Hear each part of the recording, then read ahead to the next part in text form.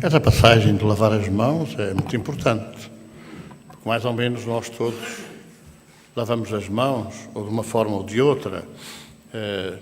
A lei de Moisés estabelecia, como medida de higiene, que as pessoas deviam lavar as mãos antes de comer. Isto por uma razão, é porque comiam com as mãos.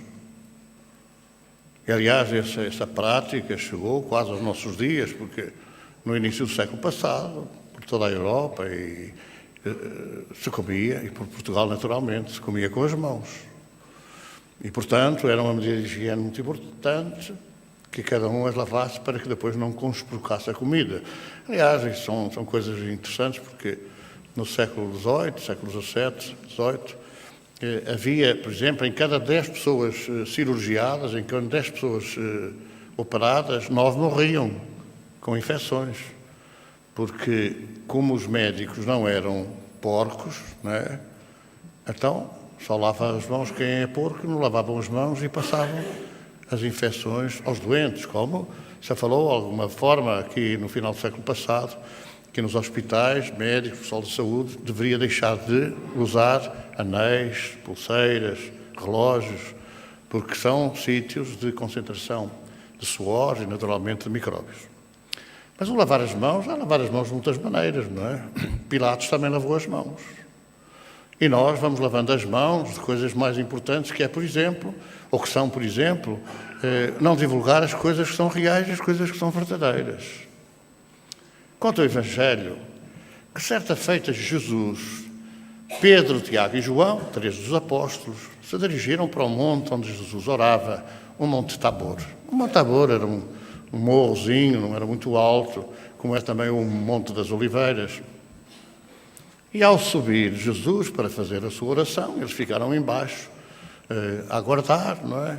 E de repente viram Jesus brilhar, viram Jesus rodear-se de um campo de luz muito intenso, e nesse campo de luz aparecerem 2 varões. Alguns evangelhos dizem que são varões, outros evangelhos dizem que 2 espíritos, 2 almas, nem mais nem menos do que Moisés e Elias. E os 3, Pedro, Tiago e João, de tal maneira viram as entidades ao pé de Jesus, que, quando ele desceu, perguntaram, mestres antigos diziam que Elias viria primeiro, mas afinal ele estava ali. E Jesus confirmou, de facto, diziam que Elias viria primeiro, e veio e não o conheceram. Fizeram-lhe tudo quanto quiseram. Isto é relatado no Evangelho de Mateus, no capítulo 17, exatamente, pouco tempo depois de João Batista ter sido degolado para um presente a Herodíadas, como já todos conhecem, já temos falado sobre o assunto. O que ocorre ali no Monte Tabor é que os 3 apóstolos viram os 2 varões. Claro, já que Jesus, com certeza que eles viam todos os dias, porque era em carne e osso, como eles.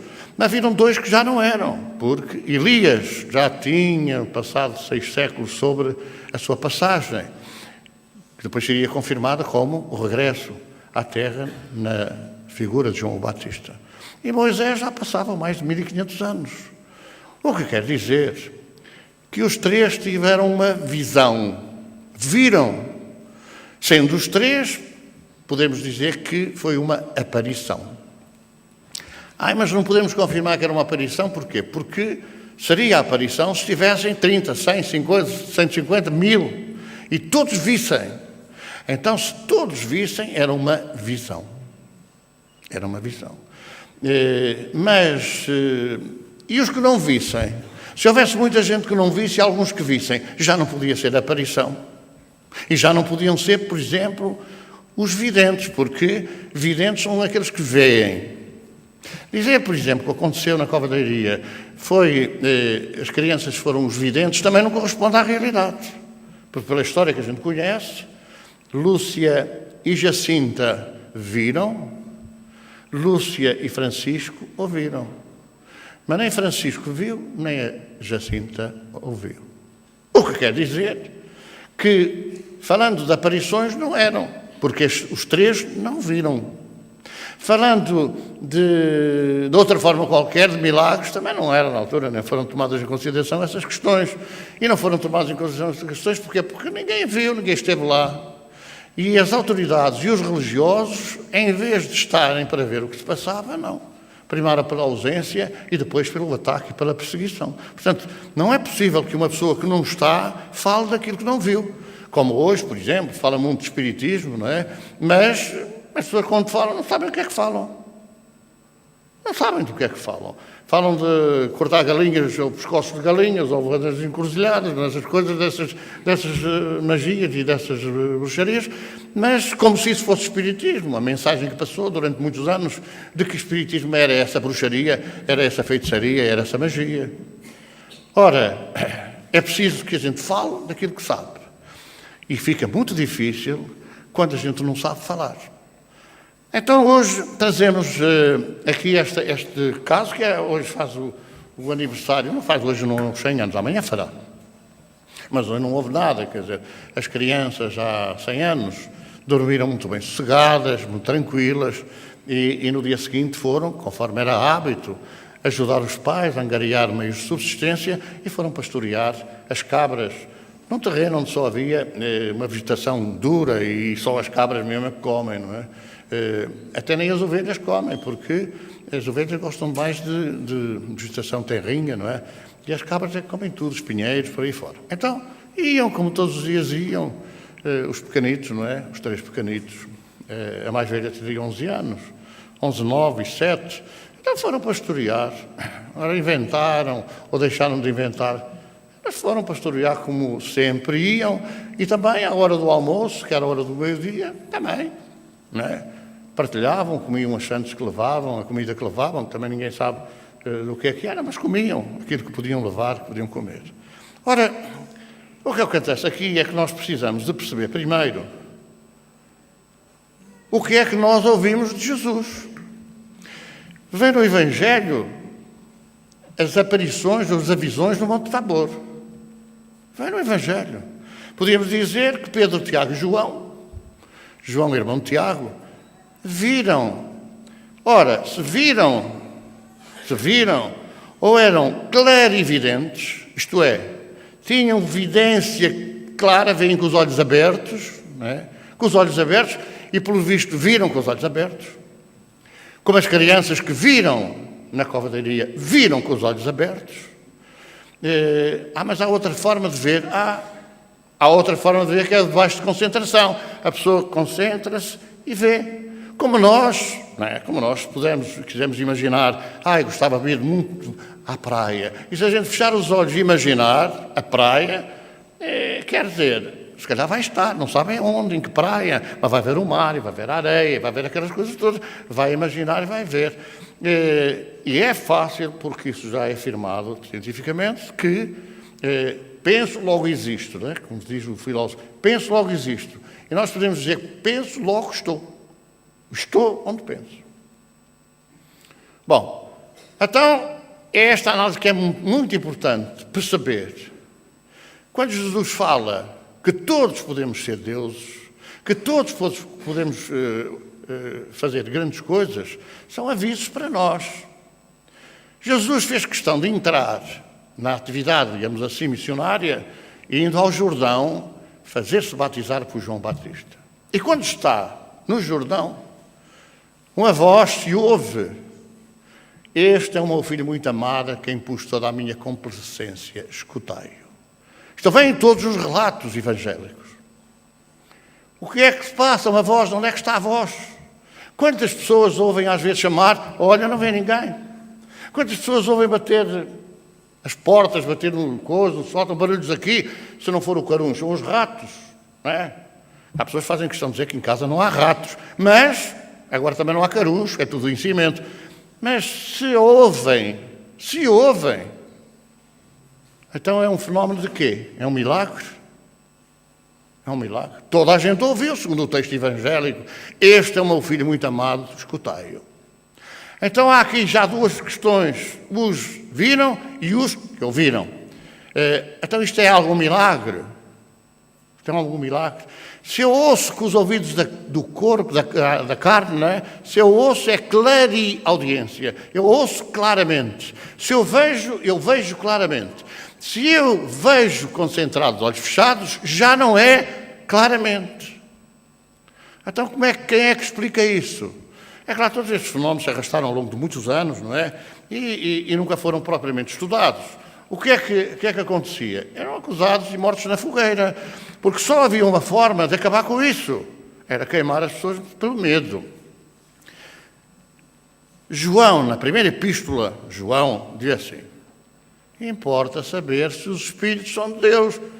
Então, se todo o texto evangélico, não é um repositório dessas manifestações, e João, nessa epístola que é hoje seguida nas religiões cristãs tradicionais, se ele diz é preciso saber se os Espíritos são de Deus, ele não diz é preciso saber se os psíquicos são de Deus. O que ele diz é preciso saber se os Espíritos são de Deus. Então, como é que se sabe se os Espíritos são de Deus? E fazia parte do ritual, entre aspas, inicial do cristianismo, que para saber se os Espíritos são de Deus, era preciso ouvi-los. Porque Jesus avisou, pelos frutos se conhece a árvore. Então é preciso saber os frutos para poder analisar se é árvore. É preciso colher os frutos, prová-los, saber como eles são, a que se destinam, se tem lógica e racionalidade, se não tem, para saber se a origem é uma árvore boa ou uma árvore má. Pelos frutos, se os frutos são de maldade, por exemplo, amarrações, prejudicar os outros, fazer mal para isto ou para aquilo, não podem ser bons espíritos. Se os frutos são de ajuda, de socorro, de auxílio, com certeza que a árvore será boa, porque uma árvore boa não dá maus frutos e uma árvore má não dá bons frutos. Está no Evangelho. Está nos 4 Evangelhos. Não é no Evangelho segundo o Espiritismo, que também está, mas nos 4 Evangelhos que existem. Aliás, foi com base neles que Allan Kardec publicou, ou melhor, pôs em código o Evangelho segundo o Espiritismo. Todas as citações que vêm no Evangelho segundo o Espiritismo são decalcadas dos 4 Evangelhos. Aliás, até no próprio Evangelho segundo o Espiritismo, se repararem, era assim, nas transcrições, quando chega ao final, diz São Mateus, São Marcos, São Lucas e São João. Kardec mantém aquilo, a forma de se dirigir ou se referir, melhor dizendo, aos personagens que escreveram a Boa Nova de Jesus. Então, esta confusão toda que reinou ao longo dos séculos, porque a certa altura, vamos imaginar, a pessoa estava a falar, e dizia um indivíduo na Assembleia, isso é mentira que eu bem o conheço. Aqui há uns anos havia um dirigente de um centro que falava, e dizia assim, está-me a dizer fulano tal. E falava, está-me a dizer o doutor fulano tal. E está-me a dizer o doutor fulano tal, quando um homenzinho do povo se levantou e disse assim, vai-me desculpar, mas o senhor que está ao seu lado a falar não é o doutor Bichaia Barreto. O homem ficou atarantado e ele disse, não, senhora, que eu conheci o senhor doutor e não é ele que está aí ao seu lado. E o dirigente viu-se descoberto e disse assim, está bem, levem-no para fora que ele está perturbado espiritualmente, está com um espírito ali obsessor. Então, de que é que a gente tem medo? Porque pelos frutos conhece a árvore. Se os frutos são bons, seja quem seja que esteja a falar, de certeza que está a falar por bem. Se vive ou não vive essa questão, isto depois já é outra coisa. Porque, quer dizer, se a pessoa fala e não vive, não vai para o céu. Isto é escusado. Ele não pode pensar que vai para o céu, que não vai. Pode fazer muitas coisas bonitas, dizer coisas floreadas, fazer não sei o quê, aparecer de gravata e fato, não é? Mas não vai para o céu. Porque só irá para o lugar que merece de acordo com as obras que faz. Jesus de Nazaré falou assim. Ora, durante todos estes séculos, acreditou-se que isso eram os bruxos, feiticeiros, de tal sorte que Joana d'Arc, que falava com os espíritos, a donzela de Dom Berry, que não podia ser assessorada pelos bons espíritas se não fosse virgem. E, aliás, ela foi sujeita a um exame médico para saber se era ou não era virgem. Porque se não fosse virgem, já não tinha o beneplácito da verdade. Árvores boas não podiam manifestar por ela. E foi acusada de bruxaria e foi queimada na fogueira. Embora hoje seja a padroeira da França. E santa. levado aos altares. Então, a certa altura, a confusão instalou-se de tal maneira que o materialismo galopou, e de tal forma galopou que o povo se afastou de Deus, porque Deus não podia existir. Deus, que protege os ricos, os poderosos, etc., não podia existir, porque abandonava os pobres. Mandava naturalmente para o inferno, não tinham dinheiro para comprar as passagens para o céu, não tinham dinheiro para pagar as indulgências, como então não tinham, estavam desgraçados, estavam abandonados. E afastou-se, e revoltou-se. E foi aí que os espíritos tiveram que vir à Terra para mostrar que isto era tudo mentira e que eram os homens que tinham alterado, que tinham deturpado a mensagem de Jesus. Ora, é nessa altura que aqueles que serviam de intermediários entre o mundo espiritual e o mundo material foram resgatados dessa acusação gravíssima de serem feiticeiros, bruxos e de agirem pela maldade. Aliás, houve um tempo em que, para afastar Satanás dessas pessoas, mergulhavam, ou davam mais tarde choques elétricos, mas mergulhavam em poços onde havia serpentes, jacarés, etc., porque se acreditava que, perto desses animais, o pânico era de tal ordem que expulsavam os demónios. Houve um tempo em que eram chicoteados para que os demónios, os espíritos malignos que vagueiam por um mundo para a perdição das almas, saíssem dessas pessoas. Só que a maior parte das vezes morriam. Porque os espíritos não saíam e eram mortos nessa coisa, como mais tarde, os choques elétricos também não iam, o choque elétrico, os espíritos até se riam, porque o espírito não entra no corpo de ninguém, se não entra não pode sair. Se não entra no corpo de ninguém não pode sair. O espírito domina hipnoticamente a mente e faz gato-sapato das pessoas. Faz o pior que possa porque quer vingar-se e porque tem alguma coisa com que perseguir essas pessoas. Então é aí que, de facto, vem ser, digamos, resgatado o trabalho e a dedicação e o sacrifício dessa gente, que muitos hoje estão nos altares das igrejas. Foram elevados à condição de santos das igrejas. Como São João de Brito, né? Que é o dirigente da nossa casa, que foi um mártir da Índia, que morreu em defesa das mulheres, em defesa dos direitos das mulheres. Que naquela época, já agora continua a ser, naquela época muito pior, eram instrumentos, eram objetos dos homens. E enfrentou os marajás, enfrentou o poder na Índia, embora hoje tenha uma catedral erguida pelos indianos, em consideração ao trabalho missionário que ele fez naquele Estado. Portanto, é o resgatar desses, digamos assim, desses mártires que os espíritos vêm fazer. E nós vamos encontrar pais da Igreja primitiva, vamos encontrar os doutores da Igreja, como é o caso de Santo Agostinho, e que publicaram até livros, onde toda a teoria espírita vai sendo progressivamente divulgada, embora sempre com aquela coisa, não convém chocar o povo, não convém que o povo saiba, porque se o povo saiba, afinal a coisa fica feia para o nosso lado. E eu tenho dito isto sistematicamente, fomos nós, não foram os outros, fomos nós, que ao longo destes séculos andamos a enganar os outros e que agora temos que dar o dito por não dito e ser testemunhas públicas dessa realidade. Ora bom, então é aqui que os espíritos vêm dizer, e o kardecismo não existe, o que existe é a doutrina espírita. Kardec codificou, Kardec pôs essa coisa muito bem alinhada de uma forma racional e metódica, e então ele diz, se há pessoas que servem de intermediários entre o mundo espiritual e o mundo material, que permitem que os espíritos se comuniquem, que são sensitivos, então são os intermediários, e é quando surge esta palavra médiuns. Os médiuns são pessoas que são intermediárias entre o mundo espiritual e o mundo material. Os espíritos não entram no corpo de ninguém. Os médiuns não entram no corpo dos médiuns. Isto é tudo conversa. E é conversa para denegrir verdadeiramente o espiritismo. Durante um tempo que o espiritismo foi proibido em Portugal, em 1953, e a coisa foi, de facto, consumada em 1962, proibido em todo Portugal, todas as casas foram fechadas, mas, curiosamente, essas mulheres, esses curiosos, que eram mais mulheres nessa época, que levavam dinheiro e que enganavam o povo, continuaram a ser autorizadas a viver, para que se pudesse dizer que isso era espiritismo. Parece, enfim, quer dizer, parece incrível, mas é verdade. Esses não foram proibidos, os centros espíritas foram proibidos. Então, esta questão da mediunidade é muito bem analisada, estudada, para se dizer hoje, por exemplo, que de acordo com o livro dos médiuns, portanto, codificados por Allan Kardec, há mais de 70 tipos de mediunidade. Mais de 70 tipos de mediunidade, diferentes uns dos outros. Embora haja pessoas que têm vários desses tipos de mediunidade. Então, vamos só generalizar, vamos falar aqui dos 70 tipos. Há dois tipos principais, efeitos físicos e efeitos intelectuais.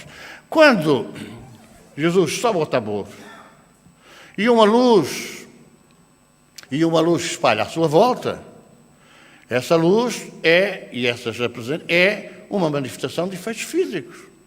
Quando a Senhora da Azinheira aparece e é rodeada por uma luz que as crianças descrevem como mais brilhante que o sol, é um fenómeno de efeitos físicos.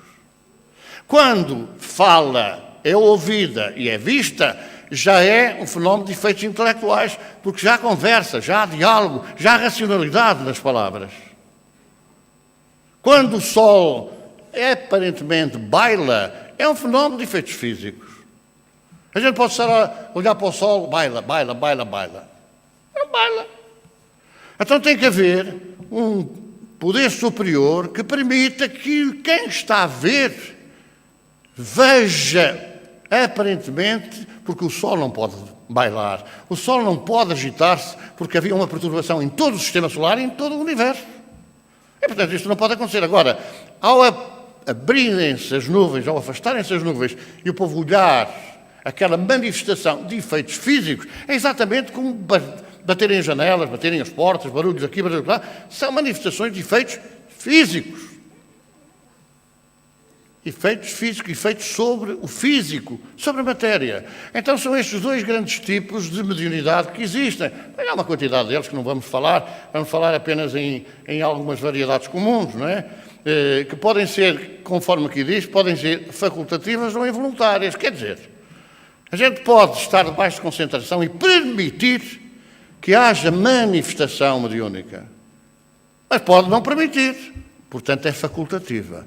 Quando é involuntária, a pessoa tanto faz como fez. Estamos numa fase de grandes alterações. Aqui há uns, 20 anos, 30 anos atrás, as pessoas entravam e caíam pelo chão fora. Rebelavam e gritavam e faziam. E em casa era isso que acontecia. Então era involuntária. E muitas vezes esta manifestação era inconsciente. A pessoa levanta, então hoje ainda é, e não se lembra de nada. E não sabe o que disse, não sabe o que fez. Estes são os dois grandes das variedades comuns, não é?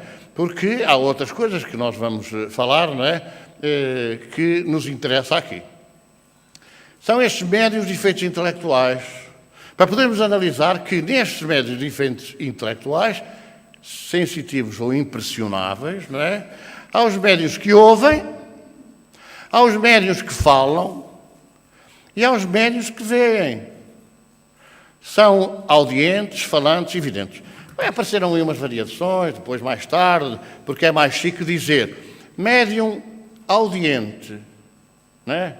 É mais fácil dizer psico qualquer coisa. Médium falante, psico qualquer coisa. Médium escrevente, psico não sei quê, porque é chique. Mas psico é uma palavra grega que só quer dizer, psico só quer dizer, o espírito que fala o que ouve.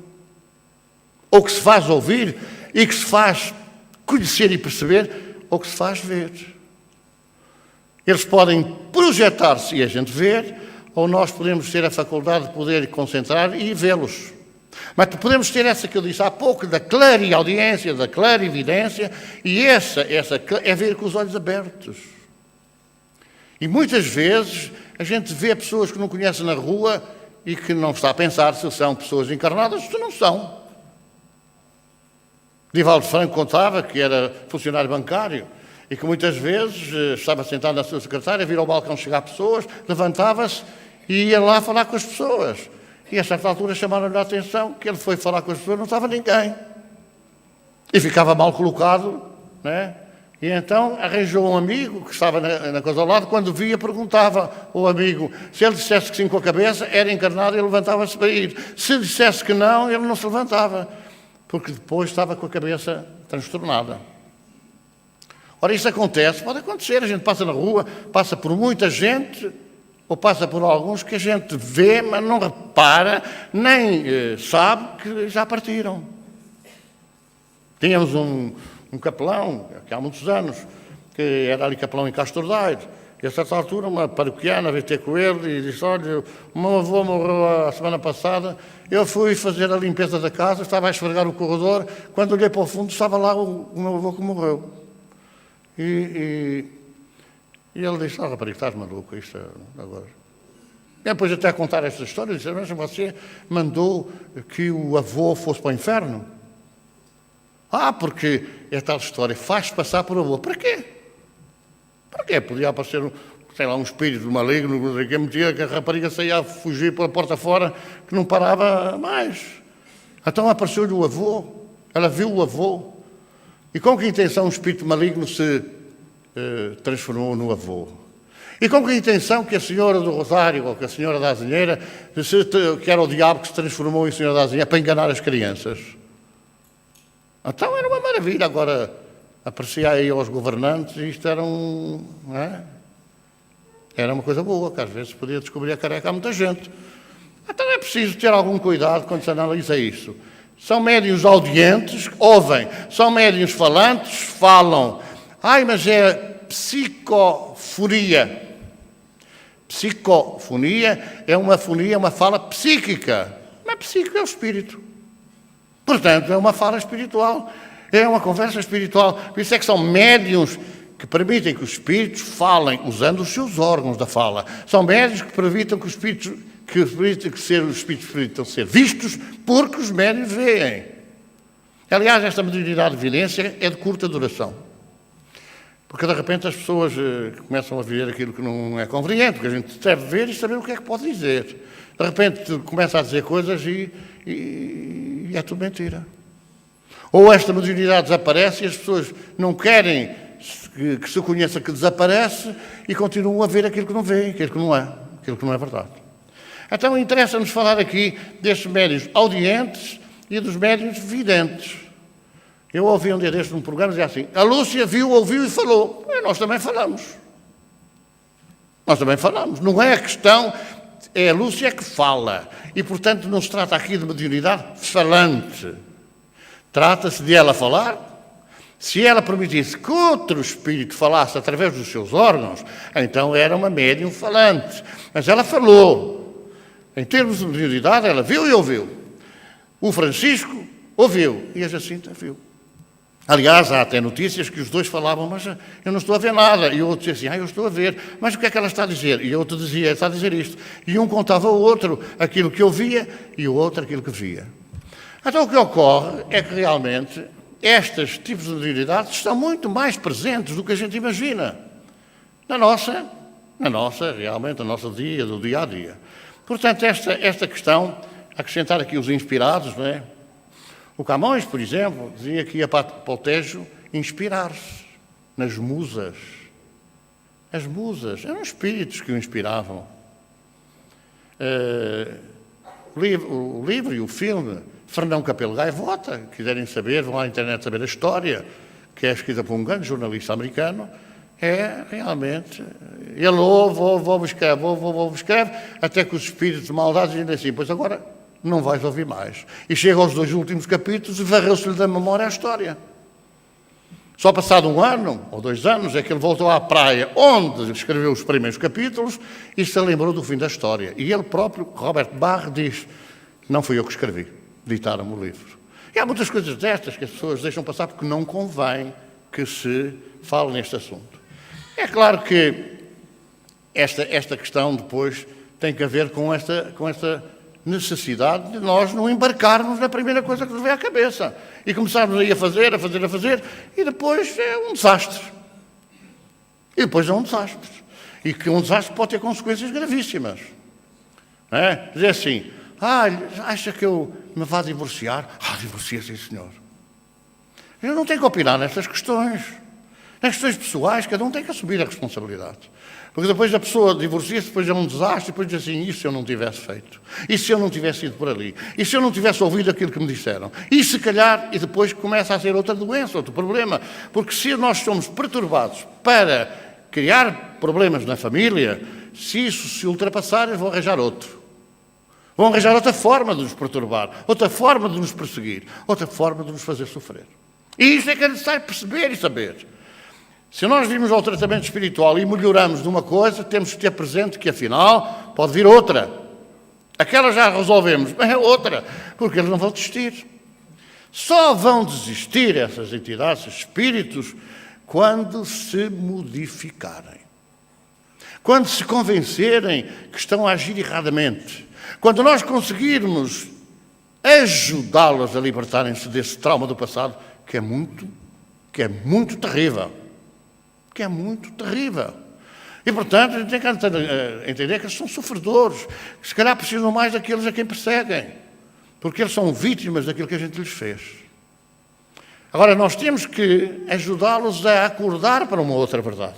E é isso que realmente nós temos que fazer. Quanto tempo? Há pessoas, às vezes, ainda um dia destes me telefonaram aí de fora e disseram assim, olha, vai ser preciso ir muitas vezes. Ainda não veio uma vez, já está a perguntar se vai ser preciso muitas vezes. Outras perguntam assim, então isso fica caro. Quanto é que a gente tem que pagar? Porque há um erro permanente nas pessoas interpretarem que o espiritismo tem que ser pago. E muita gente não gosta que seja de graça, porque o que é de graça não presta. Não é? O que é de graça não presta. Então a gente tem que ser esclarecido e temos que nos esclarecer sobre tudo isto para não sermos enganados. Jesus falou, conhecereis a verdade, e a verdade vos libertará. E a gente não escuta. Olha, o que é que foi na covadeiria? Milagre. Mas não percebemos nada do assunto. Não se explica exatamente o que aconteceu na covadeiria. E por isso é que as pessoas acreditam, uns acreditam, outros não acreditam. E como se não sabe explicar com racionalidade o que se passou, olha, é ao livre-arbítrio de cada um. Quem quer, quer, quem não quer, não quer. Embora as minorias são mais ruidosas que as maiorias, porque a gente ouve aí falar de cátedra na televisão algumas pessoas, até sacerdotes, até religiosos, contra declaradamente o que se passou na covadeiria. Mas o que é que sabem disso? É preciso que estudem. Mas é verdade que há muita gente que tem um poder de encaixe e tem um jogo de cintura impressionante. Porque hoje estão a dizer uma coisa, como os políticos hoje estão a dizer uma coisa, amanhã já dizem outra. Se for conveniente. Se for conveniente. Então, esta questão de cultivar o jardim da mediunidade, ampliar o conhecimento e o amor na direção daquele que sofre e chora. Não adianta nada. Se a gente tem mediunidade, eu não quero ser médium. Tem umas pessoas que às vezes vêm outra vez e tal, então, não, eu posso ajudar em casa. Eu digo assim, então, mas quando foi para ser ajudado, veio cá. Pois, e tal. Então, quer dizer, agora, se vierem outras pessoas a precisar de ajuda, se toda a gente pensar como você, não há mais ajuda para ninguém. Em casa a gente pode ajudar quem? Quem é que a gente pode ajudar em casa? Quer dizer, quando quer ajuda, vai. Quando não quer e tal, fica em casa e diz que... nós sabemos que há muita gente que entra de férias, até levar mais uma castada na cabeça, depois acorda outra vez, já vem em socorro. Só que às vezes anda nessas mulheres, e vai e paga. O que é pago é melhor, mas não resolve. Porque a gente não percebe, não entende o que está por trás da questão. O que está por trás da questão. Nós não somos vítimas na perseguição dos espíritos, nós fomos os carrascos. Provocamos uma situação de tal ordem desesperante que agora eles não são perfeitos e não nos perdoam. E querem vingar-se daquilo que a gente lhes fez. E é preciso perguntar a eles ou levá-los a perceber quando isso lhes aconteceu, como agora está a acontecer aos que perseguem, o que estava por trás disso. Porque é que nessa época sofreram. Tiveram essas consequências, a gente tem que chegar ao entendimento deles e mostrar-lhes que eles fizeram o mesmo ou pior daquilo que acusam às suas vítimas de hoje. É todo um processo de esclarecimento e de ajuda. E nós temos, mas pressa para ser ajudados, o resto. Nem que vá para os mais coalhados, nem para as profundezas do inferno, lá para isso não interessa. Que vá lá para onde é que... Quando às vezes estamos a fazer isto aos familiares. Quando às vezes muitas vezes, estamos a fazer isto aos nossos próprios familiares, que na maioria dos casos não se sabe que morreu. Não sabe que morreu. Então é preciso perceber esta coisa da mediunidade para depois chegarmos a uma conclusão de que é que está por trás de tudo isto. Não vamos fazer uma história muito muito profunda desta história da guerra, mas é uma altura muito dramática para Portugal e para a Europa, depois viria a ser também para os Estados Unidos da América, que é um período que se vivia no início do século, e particularmente quando foi implantado em Portugal, foi o primeiro país onde isso foi tentado, o chamado regime republicano, que escondia muita coisa de dramático, não é? Muita coisa de dramático. Basta dizer que das primeiras decisões tomadas pelo regime foi a perseguição religiosa, a proibição das religiões, de uma forma geral. Também do movimento espírita, que era muito viçoso naquela época, havia mais de 300 centros espíritas no país. E foi tudo fechado e proibido. Depois era tal a multiplicação fruto da ansiedade e do sofrimento do povo em relação, enfim, em relação à situação, que Portugal entrou na guerra em 1916 para distrair a atenção do povo. E conseguiram distrair a atenção do povo, porque a partir daí, não é? Ninguém mais se preocupou com os governos que caíam, saíam, deixavam de cair, porque eram os filhos que estavam na guerra, os maridos que estavam na guerra, e não havia notícias sobre esse drama. Hoje era possível ligar um telemóvel, a gente saber quase na hora o que se passa. Naquela altura não era possível, como por exemplo, durante a Guerra Colonial, com certeza que também as famílias estavam cá. As pessoas só podiam vir de ano a ano e se tivessem dinheiro, se não tivessem dinheiro era 2 anos, e então as famílias desconheciam, as cartas chegavam. Enquanto as cartas chegassem, a coisa não estava mal. Quando as cartas deixavam de chegar, o que é que teria acontecido? Então o pânico instala-se nesta época entre a sociedade, entre o povo, e naturalmente o que é que acontece? Acontece que o pedido de toda a gente era o fim da guerra, acabar a guerra, acabar a guerra.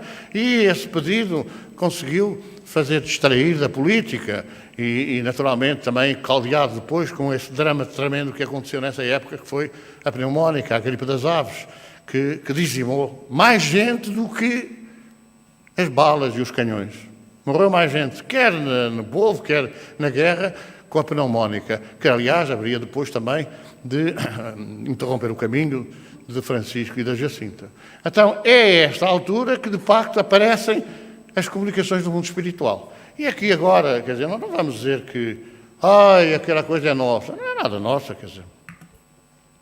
O que aconteceu na Covadeiria não era nosso, era um socorro do mundo espiritual a propósito da guerra, porque toda a gente queria saber notícias da guerra, quando é que acabava. E é aí que aparece uma figura que já aqui mostramos, que é este homem que foi fundador da Sociedade de Autores, que dirigia um centro espírita em Lisboa. A gente já vê dizer assim, esta gente do espírito é tudo atrasados e tal. Mas por acaso, não é? Fernando Pessoa era simpatizante e frequentador da Casa Espírita. Egas Muniz foi Prémio Nobel da Medicina, era espírita. Sidónio Pais foi Presidente da República, era espírita. Até foi num centro que ele, como já damos a conhecer, foi avisado que ia ser assassinado.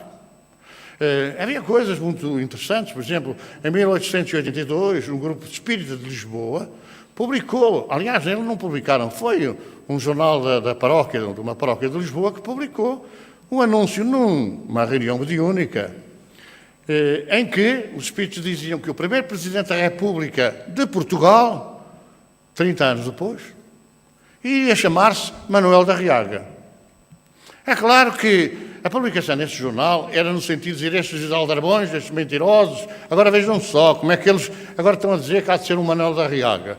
Bom, mas foi Manuel da Arriaga, o primeiro Presidente da República Portuguesa. E depois veio ali, eles afinal inventam, sim, enganam toda a gente. Eles são os falsos profetas, que enganarão muita gente. Mas o que é facto é que aconteceu. E é este homem, fundador da Sociedade de Autores, não é?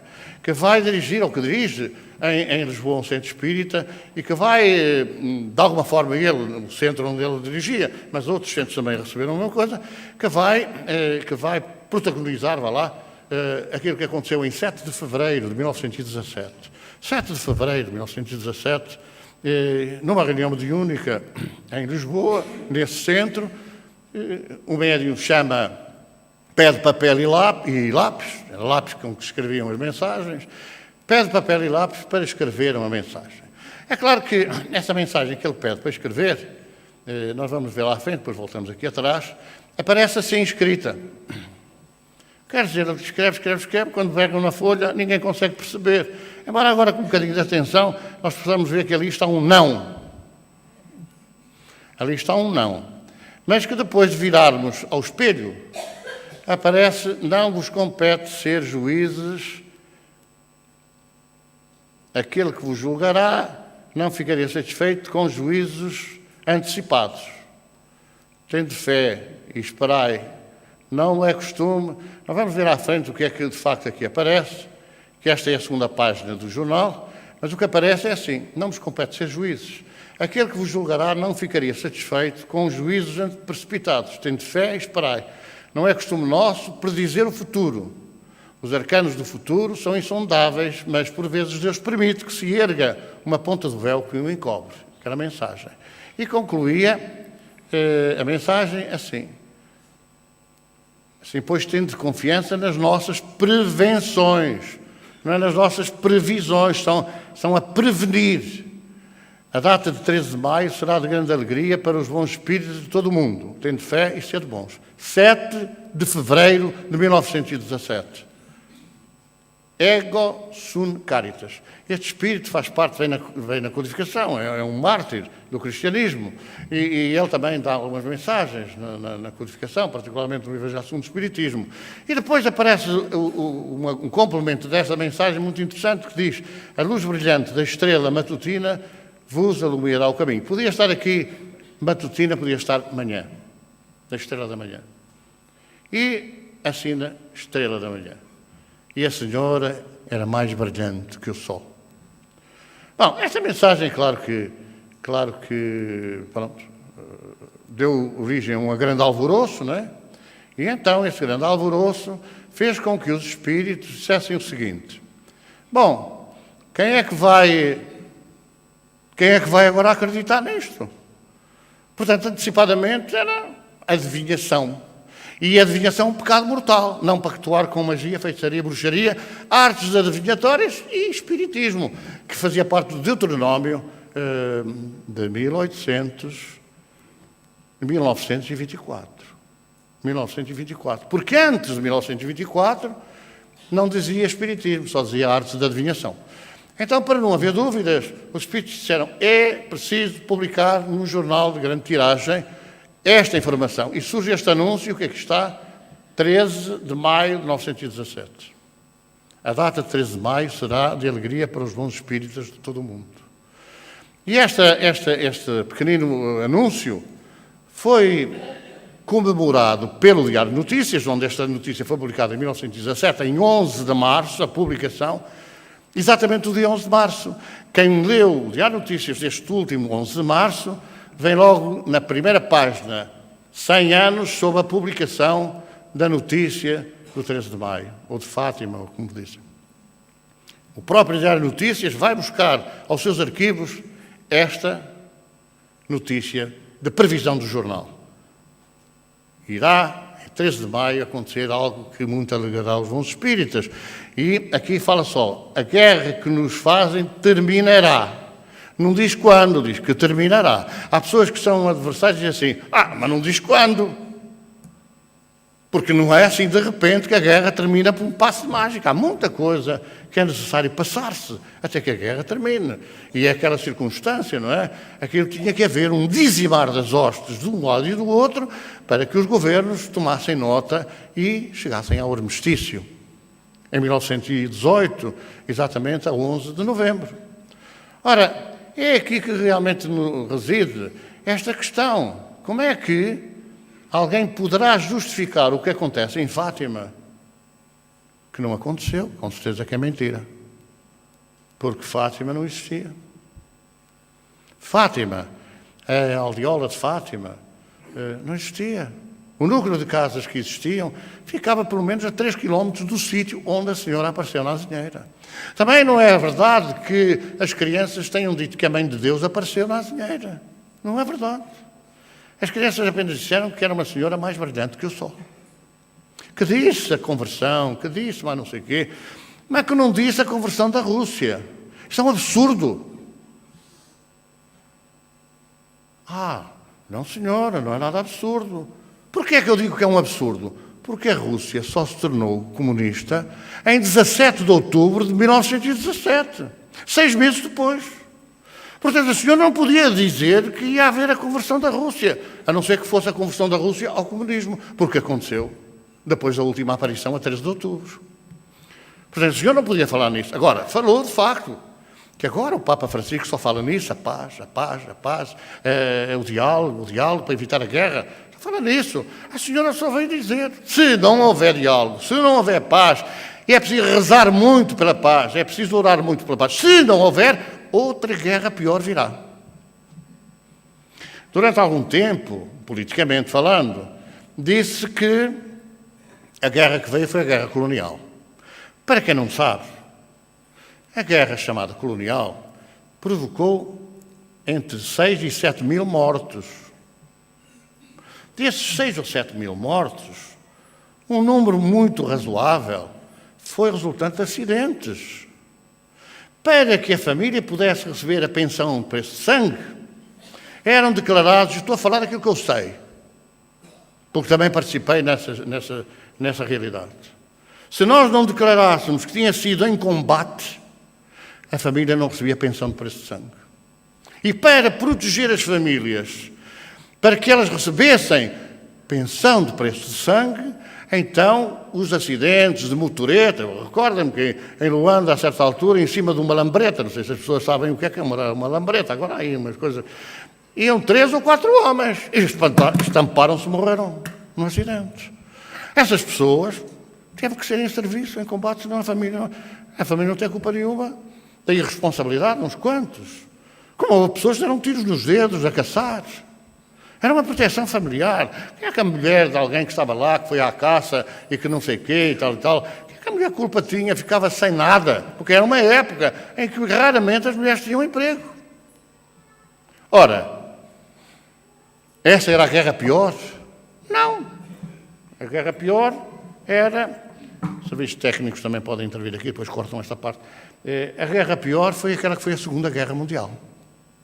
A Segunda Guerra Mundial, outra guerra viria. A Primeira Guerra Mundial não foi em Portugal. A Primeira Guerra Mundial foi na Europa, envolveu até Portugal, só entrou mais tarde. A Segunda Guerra Mundial também era mundial. A guerra chamada colonial nas províncias ultramarinas era uma guerra nacional. Era toda a gente contra nós. Todos os países, da esquerda, da direita, do centro, de frente, dos extremos de um lado, do extremo do outro, era contra nós. E, portanto, não podia ser isso que a senhora Lazinheira falou. Não podia ser. Mas avisou, se não houver conversão dos pecadores, se não houvesse transformação íntima, se não houvesse modificação interior, com certeza que não houve. Não houve porque as crianças foram perseguidas, porque os fenómenos foram perseguidos, e de tal sorte, o povo respondeu ao contrário, de tal sorte que só em 1932 a coisa já não era possível. Mas, os romanos andaram 300 anos a destruir o cristianismo, ou querer destruir o cristianismo. E quando não conseguiram, o povo diz, se não podes com eles, junta-te a eles. Quando não conseguiram, disseram, pronto, só uma solução, passa a ser o cristianismo a religião oficial de Roma. E das 14 igrejas que haviam na época, transformaram-se em milhares no dia seguinte, dirigidas por pessoas que na véspera eram inimigos.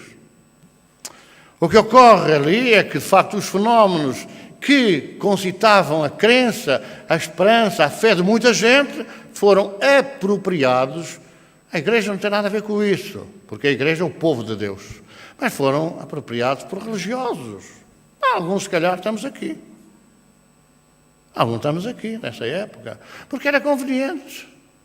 E a história fala claramente sobre as perseguições que, de facto, naquela altura houve aos fenómenos que ocorreram exatamente na cova da Iria. Volto a dizer, não foi em Fátima, foi na cova da Iria. É claro que passou-se este anúncio de 11 de março, da publicação, o fenómeno foi em 7 de fevereiro, e no dia 11 de maio, os jornais, vários jornais, o Jornal do Comércio, o Jornal de Notícias, o Diário de Notícias, publicam também. Agora, já outra mensagem. A redação. Recebemos ontem um postal cujo texto passamos a reproduzir. 11 de maio. Porto, 11 de maio de 1917. Senhores redatores, foi participado pelos espíritos de diversos grupos espíritas que no dia 13 do corrente há de dar-se um facto a respeito da guerra que impressionará fortemente toda a gente. Tenho a honra de me subscrever, espírita e dedicado propagandista da verdade. Esta publicação, do dia 11, é curiosa porque aparece aqui este António, que na mensagem de há pouco, naquela pequenina, em baixo aparecia A e C. O A era o António e o C era o Caldeirão, Carlos Caldeirão, porque as coisas foram em vários sítios, em vários centros do país, e, portanto, as notícias eram fidedignas. Aliás, Kardec, quando codificou a doutrina espírita, ele fez perguntas a muitos centros espíritas para que os médiuns respondessem. E depois coligiu todas as respostas e selecionou as que se aproximavam umas das outras. Não é eu agora faço em casa, agora vou aqui fazer médium, agora vou aqui receber, digo que é fulano ou cicrano. Não, foram vários, até estrangeiros em relação à França. Vários países que enviaram, até do Norte da África. Norte da África, naquela altura, também era muito dominado pela Europa. Mas até médios que responderam às perguntas que ele, religiosamente, perguntou-se Monteiro, colocou aos espíritos. Colocou aos espíritos. Então esta notícia é mais outra confirmação. No dia 11, diz que é no dia 13 que vai acontecer. É dizer, nós recebemos a mensagem e colocamos-las em prática? Não. Não. Já era uma época em que a perseguição religiosa já continuava a atingir os espíritas, que, com Sidónio Paz, acabou nas religiões tradicionais, acabou. E Sidónio Paz não conseguiu mais porque foi assassinado. Foi assassinado. Porque, naturalmente, toda esta problemática da espiritualidade, na vida religiosa, iria mais adiante, quando se começasse a saber que, afinal, figuras gradas do poder político em Portugal também sabiam desta história da Cova da Iria, que não de Fátima, não é? Que não de Fátima. Bom, são os pequenitos, não é? Embora não pareça, este era grandão, não é? A Lúcia era mais ou menos assim, da mesma altura. E a outra, coitadita, a Jacinta, era mais pequenita. Agora, assim, porque as crianças ouviram em casa falar de guerra e inventaram. Como, aliás, na segunda-feira, no programa do Canal de História, que nós gravamos também, para Portugal e a Espanha, não é? Embora houvesse responsáveis religiosos que disseram que isto era tudo aldrabice que as crianças inventaram. É curioso que no jornal o responsável diz assim, mas a Lúcia não leu o jornal. A Lúcia podia ter lido o jornal com estes anúncios e então inventava. Eu achei curiosa a postura deste sociólogo da Universidade de Fernando Pessoa, que é responsável por todas estas reportagens que têm sido publicadas e que vai agora permitir também que nós possamos gravar no dia 21 de junho um programa para o Porto Canal sobre Fátima. Ele, curiosamente, faz essa alusão. Mas, afinal, a Lúcia não leu o jornal. Se tivesse lido o jornal, inventava. Enganava, etc. Mas ela não leu, de facto, o jornal. É claro que, dizer assim, vamos agora bater aqui o pé, isto é nosso, é o Espiritismo. Não interessa, porque a nós, o Kardec dizia o seguinte, o Espiritismo não se destina a arranjar prosélitos, isto é, clientes. Mas a doutrina espírita, que é o Espiritismo, pode ajudar os religiosos a serem melhores religiosos nas suas religiões. Nós não vamos agora batalhar porque o Espiritismo vai triunfar, o que virá a triunfar é o amor, que é o amor que está subjacente à caridade. E fora da caridade não há salvação. Ninguém ouve dizer que fora do Espiritismo não há salvação. É uma treta. Tanta gente boa, tanta gente, enfim, com uma elevação muito grande fora. E quanta gente normal dentro do Espiritismo. Quanta gente que erra todos os dias. Somos seres humanos, somos tentados a fazer e outras vezes não estamos muito bem assim uma coisa, porque estamos até a recorrer à ajuda espiritual para nos libertarmos de problemas que temos na nossa vida. Não há santos, nem arcanjos, nem... O Espiritismo não há. Portanto, dizer assim, é espírita, já tem um passaporte para o céu. É um erro. Aliás, é muito mais complicado, porque nós sabemos a realidade. E, portanto, temos a obrigação de colocar a realidade na nossa vida. E muita gente dessas religiões não sabem. Foram iludidas, foram ensinadas de uma outra maneira. E, portanto, a nossa responsabilidade é muito maior. Não pensem, já estou na coisa, já sou sócio daquela instituição, já estou no céu. Não estou, não. Provavelmente ficarei à porta. Se eu não fizer aquilo que eu apregou. Não, mas eu faço. Pronto, estamos em condições como todos os outros que façam. Seja qual for a sua religião. É claro que já falamos mais ou menos sobre esta história, não é? Sobre aquilo que se passou no dia 13 de outubro. É claro que esta parte é mais impressionante. É mais impressionante. Porque as crianças não disseram, e nós vimos o sol bailar. O noticiário da época, dos jornais, afirmava que estavam na Cova da Iria, neste 13 de outubro, mais de 60 mil pessoas. Ora, para um sítio daqueles que ficava a 3 quilómetros da estrada, e para onde se ia, no meio da lama, porque choveu torrencialmente, 60 mil pessoas, vejam, em 6 meses, a fé e a crença que se instalou. A certeza que as pessoas tomaram de que alguma coisa de muito importante ali se tinha passado. E, portanto, esta questão foi divulgada nos jornais. Embora aquela coisa, não é? Passado um mês, muitas dizem assim, se calhar fui enganado. Se calhar não foi bem assim. Se calhar... Como também há pessoas que vêm ao tratamento, melhoram e tal, vão de férias ou vão com licença sem vencimentos e passado 2 meses, não, mas foi o medicamento que eu tomei. Às vezes andam a tomar anos medicamentos e não melhoram. E de repente vêm ao centro, melhoram, mas foi os medicamentos. Paulas, que grande conversa.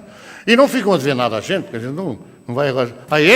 Quando a gente chegar ao outro lado, eu bem lhe disse, eu não disse nada. Pudéssemos nós também, mais ou menos, estar numa posição que nós às vezes sugerimos aos outros. Porque às vezes há muitos que galopam à nossa frente e nós ficamos para trás. Porque pensamos que eu já falo, e que isso vai ter muita importância quando chegarmos ao outro lado, porque a gente pode falar, não faz. E quem der testemunho de mim diante dos homens, eu darei testemunho dele diante de Deus. É Jesus a falar. Portanto, o dar testemunho não é estar aqui a falar, está toda a gente atenta, está uma ou outra a dormir, também é verdade, que essas coisas são inevitáveis, mas é falar, e depois chego lá fora, daqui um bocado, entro de férias e faço uma vida flauteada toda a semana, todo o mês, todo o ano. Não adianta. Fizeste. Mas era preciso fazer. Eu pensei que era só preciso falar. Não, volta para lá. Vai provar. Agora, Senhor, não voltes a fazer. Jesus falou. Jesus disse assim, agora reza os 3 Padre Nossos e 2 Ave Maria. Aliás, nessa altura ele ainda não tinha ensinado o Padre Nosso. Ou o Pai Nosso, não é? Não tinha ensinado, ele não podia mandar fazer nenhuma daquelas penitências. Agora, não voltes a fazer. E a gente vai dizer assim, juro firmemente emendar-me e nunca mais vos tornar a ofender e espero o perdão das minhas culpas pela vossa infinita misericórdia. Amém. Depois desfaz as figas, não é? Porque quando eu era jovem dizia que fazendo figas não valia o juramento. O povo diz que quanto mais jura, mais mente. Olha, é uma grande verdade. A gente jura e no dia seguinte faz tudo igual. Não digo pior, porque ninguém anda para trás, não é? Quer dizer, as pessoas estão a olhar porquê? Porquê é que as pessoas estão a olhar para o céu? Porquê? Há bocado, quando chegou o Papa Francisco a Fátima, estava a chover, tudo coberto e tal. Curiosamente, quando ele entrou, raiou o sol. E tal. Mas aqui também. Depois veio outra carga de água a seguir. Mas às vezes... Agora, porquê é que elas olham? Eu certeza, não há notícia, mas certeza que as crianças dizem, olha, e ficou tudo a olhar para o ar. Como a gente fazia em criança, olha o balão. Não é? A passar o balão a subir, com o ar quente. Então, quer dizer, alguma coisa terá havido. E olha, e também havia gente importante. Porque estes carros, na época, não estavam ao alcance do povo em geral. Nem em geral, nem em particular. Quer dizer, isto eram os Ferraris da época. Os topo de gama, agora toda a gente tem topo de gama, mas a maior parte não paga. Não é? É em leasing, mas não sei o quê, depois aquilo vai tudo a leilão. Não é? paga o Estado, claro, porque depois é descontado nos impostos das empresas, quer lá saber. Depois arranjam estes carros de topo de gama para os amigos, vender ao preço ao desbarato. Mas nesta altura era gente importante. Aliás, sabe-se que sim, que eram pessoas da sociedade mais alta, que também foram chamadas a atenção por esta é uma grande cidade, vejam. Aqui os carros já não passavam, eram a 3 km do local. Já não conseguiam passar, tinham aqui tudo a pé. Com sapatos altos, não. Porque as pessoas também, hoje, toda a gente vai com sapatos altos e tal. Às vezes fica com os saltos pregados nos paralelos e tal. Raio desta estrada e tal. Mas a gente tem que usar os sapatos altos no carro, que é o que faz, é onde faz menos diferença. Mete nos buracos, com certeza que o salto prende-se. Então é aqui umas casotas, vejam, parecem prédios de 200 andares, mas eram tudo simples. E volto a dizer, eram 3 quilómetros de terra batida, de montes e vales. Então esta questão é as perseguições e os segredos, e a verdade, resultam desta não aceitação dos fenómenos que ocorreram, não foi dos milagres, porque não é possível acreditar que, sendo Deus infinitamente justo, sábio, perfeito, que se tenha enganado na lei. Mas assim, ó Senhor, vê lá, quer dizer, então agora tenho aqui um filho com arma, tenho aqui um filho com não sei o quê, está em estado terminal, fala um milagre, quer dizer, altera lá a tua lei, porque há aqui qualquer coisa que está a funcionar mal. E o Senhor diz assim, bolas, se este fulano não me lembra, eu não dava conta do erro. E vai corrigir o erro. Não é possível. Agora, é possível a cura? É. Nós é que ainda não conhecemos os meandros da realidade. E como não conhecemos os meandros da realidade, então tudo aquilo que escapa à nossa capacidade de raciocínio é milagre que, num bom dicionário, diz que é derrogação da lei. Então Deus não é infinitamente sábio. Não é? Porque se enganou. E nós fazemos este Deus à nossa imagem. E não somos nós a imagem e semelhança de Deus. É claro que estes segredos, como eu já disse há pouco, vêm depois, em 1932, numa altura em que era necessário compor a história. Não é? Era necessário compatibilizar o que aconteceu com alguma realidade conveniente.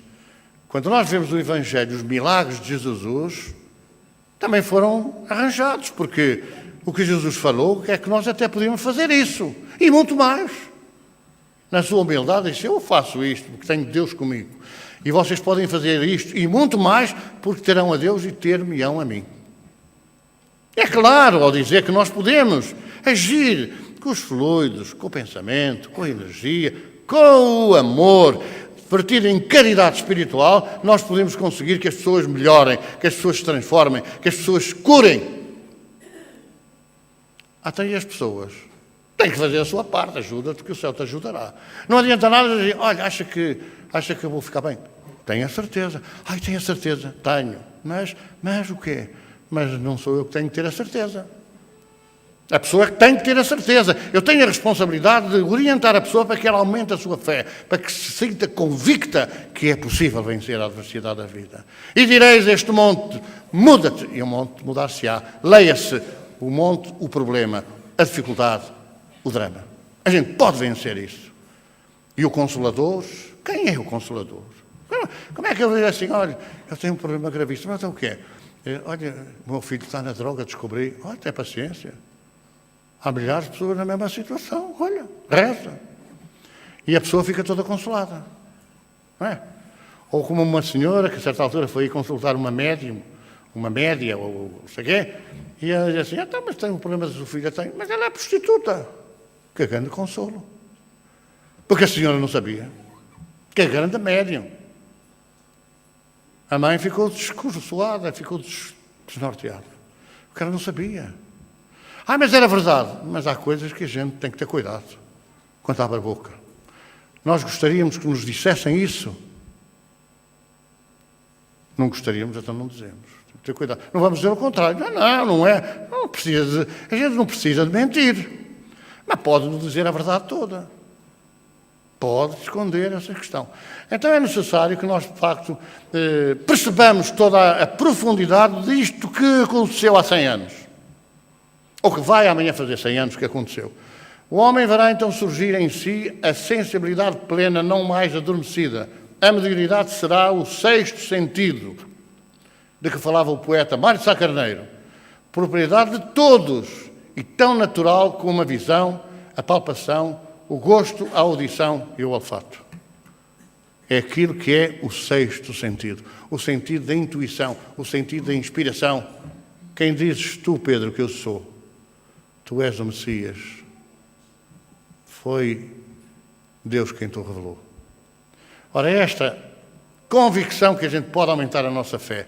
E é esta certeza que nós podemos alimentar dentro de nós para nos ajudar a resolver os nossos problemas, principalmente para mudar de comportamento, para mudar de sentimentos, de pensamentos.